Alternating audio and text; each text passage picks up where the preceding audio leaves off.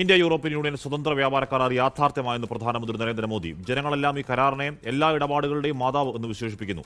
ഇന്ത്യയിലെയും യൂറോപ്പിലെയും ജനങ്ങൾക്ക് വലിയ അവസരങ്ങൾ കരാർ കൊണ്ടുവരുമെന്നും പ്രധാനമന്ത്രി പറഞ്ഞു.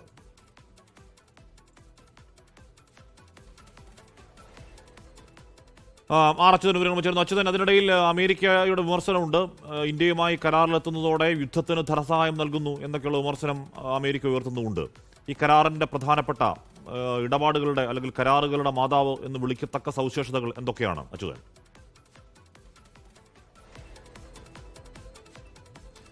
കാശ്മീർ സുപ്രധാനമായിട്ടുള്ള കരാർ എന്ന് തന്നെയാണ് ഇന്ത്യ ഇതിനെ വിശേഷിപ്പിക്കുന്നത്. അതായത് ഇന്ത്യ യൂറോപ്യൻ യൂണിയൻ സ്വതന്ത്ര വ്യാപാര കരാർ, അതിൻ്റെ ചർച്ചകൾ ഇന്നലെയാണ് പൂർത്തിയായത്. ഇന്നലെ തന്നെ വാണിജ്യ സെക്രട്ടറി രാജേഷ് അഗർവാൾ അക്കാര്യം അറിയിക്കുകയും ചെയ്തു. ഇന്നായിരിക്കും ഔദ്യോഗിക പ്രഖ്യാപനം. അതിനിടയിലാണ് പ്രധാനമന്ത്രി തന്നെ ഈ ഇരു രാജ്യങ്ങളും ഈ കരാർ പൂർത്തിയാക്കിയ വിവരം ഇപ്പോൾ രാജ്യത്തെ അഭിസംബോധന ചെയ്ത് അറിയിച്ചിരിക്കുന്നത്.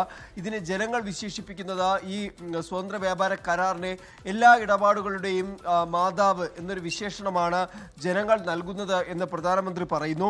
കരാർ ഇന്ത്യയിലെയും യൂറോപ്പിലെയും പൊതുജനങ്ങൾക്ക് വലിയ അവസരങ്ങളായിരിക്കും തുറന്നു നൽകുന്നത്. മാത്രമല്ല, ഇത് ഇന്ത്യയിലെ പല മേഖലകൾക്കും വലിയ ഉത്തേജകം നൽകും എന്നുകൂടി പ്രധാനമന്ത്രി പറയുന്നുണ്ട്. ലോകത്തിലെ രണ്ട് പ്രധാന സമ്പദ് വ്യവസ്ഥകളുടെ പങ്കാളിത്തത്തിൻ്റെ ഒരു ഉത്തമ ഉദാഹരണം കൂടിയാണ് ഈ കരാർ എന്നും പ്രധാനമന്ത്രി വിശേഷിപ്പിക്കുന്നു.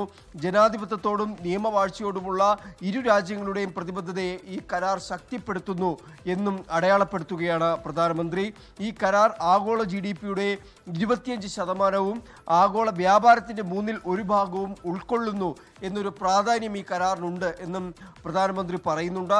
ഈ കരാറിലൂടെ ഉൽപ്പാദന മേഖലയ്ക്ക് വലിയ ഉത്തേജനം ലഭിക്കും എന്നും പ്രധാനമന്ത്രി പറയുന്നുണ്ട്. ഇന്ത്യയിൽ നിക്ഷേപിക്കാനുള്ള ഓരോ നിക്ഷേപകന്റെയും ആത്മവിശ്വാസം വർദ്ധിപ്പിക്കുന്നതാണ് ഈ കരാർ എന്നാണ് പ്രധാനമന്ത്രി നൽകിയിരിക്കുന്ന വിശേഷണം. അങ്ങനെ ഒരു സുപ്രധാന നാഴികക്കല്ല് എന്ന് തന്നെയാണ് പ്രധാനമന്ത്രി തന്നെ ഈ കരാറിനെ വിശേഷിപ്പിച്ചിരിക്കുന്നത്.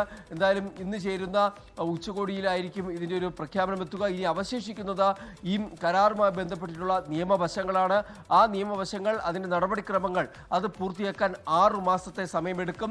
6 മാസത്തിന് ശേഷം ഈ വർഷം അവസാനമായിരിക്കും ഇരു രാജ്യങ്ങളും ഈ കരാറിൽ ഒപ്പുവെക്കുക. അങ്ങനെ അടുത്ത വർഷമായിരിക്കും സ്വതന്ത്ര വ്യാപാര കരാർ പ്രാബല്യത്തിൽ വരിക. എന്തായാലും ആ കരാറിന്റെ കൂടുതൽ വിശദാംശങ്ങൾ പുറത്തേക്ക് വരുന്നുണ്ട്. അതിനിടയിൽ ഈ യൂറോപ്യൻ രാജ്യങ്ങളിൽ നിന്നുള്ള കാറുകളുടെ ഇറക്കുമതിയിൽ 40% തീരുവ കുറവുണ്ടാവുന്നു എന്നൊക്കെയുള്ള സൂചനകൾ വന്നിരുന്നു. അങ്ങനെയാണെങ്കിൽ വിദേശ നിർമ്മിത ആഡംബര കാറുകൾ കൂടുതലായി വില കുറഞ്ഞ് ഇന്ത്യൻ റോഡുകളിലെത്തും എന്ന കാര്യം. അതോടൊപ്പം ഇന്ത്യ അമേരിക്ക വ്യാപാര കരാർ വല്ലാതെ നീളുന്ന സാഹചര്യം, ഈ പറയുന്ന ഇരട്ട നികുതി എന്നുള്ള പ്രശ്നം, അതിനിടയിൽ കൂടിയാണ് രാഷ്ട്രീയ വിമർശനം അമേരിക്ക ഉന്നയിക്കുന്നതും. പ്രധാനമന്ത്രിയുടെ വാക്കുകളൊന്ന് കേൾക്കാം.